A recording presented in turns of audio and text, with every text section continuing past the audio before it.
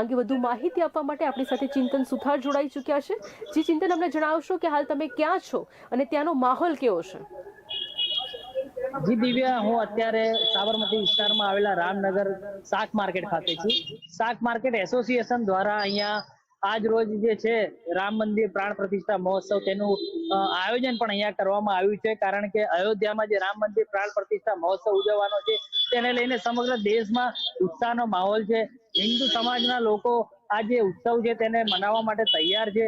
હાલ અત્યારે રામનગર શાક માર્કેટ એસોસિએશન દ્વારા પણ એક ભવ્ય આયોજન કરવામાં આવ્યું છે।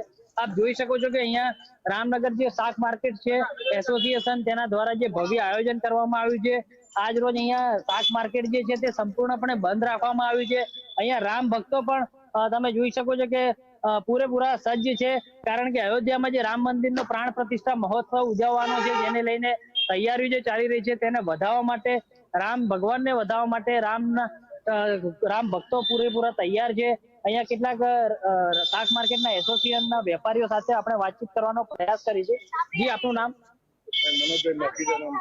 ઓકે મનોજભાઈ, શું કહેશો આજે જે રામનગર એસોસિએશનમાં જે ભવ્ય આયોજન કરવામાં આવ્યું છે રામ મંદિર પ્રાણ પ્રતિષ્ઠા મહોત્સવને લઈને, તો શું કહેશો, શું છે સમગ્ર આયોજન? મારે બહુ ખુશીની વાત છે કે અયોધ્યામાં 500 વર્ષ રામની વધારા, એના લીધે અમે રામનગરના નગરમાં શાક માર્કેટમાં એક્સરસાઇઝ ભેગું થઈને અમે લાવીએ છીએ 15 છે આખી માર્કેટ, અને વેપારીઓનો સાથ સહકારથી અમે ખુશી મનાવી છે।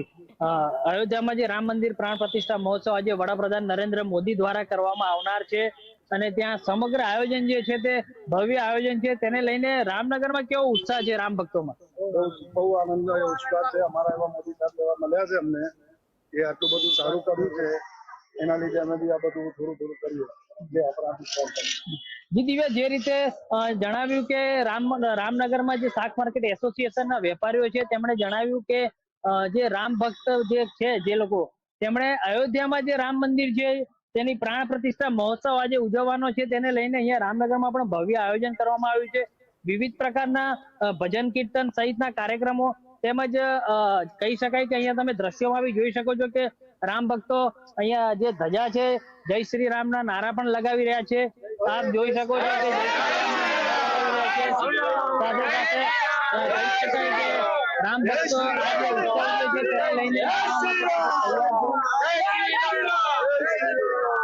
કેમેરામેનને હું કહીશ કે અંદરની સાઈડ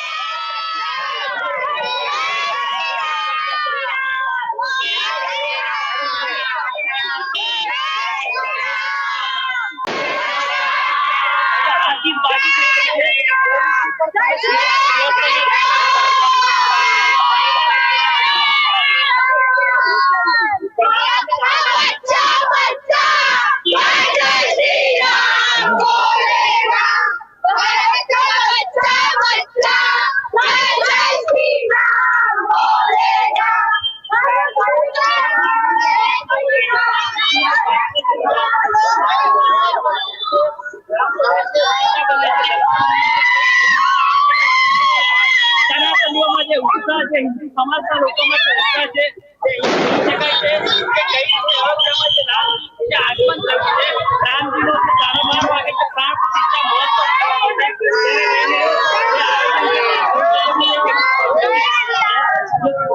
જી બિલકુલ ચિંતન, સમગ્ર માહિતી આપવા બદલ આપનો આભાર।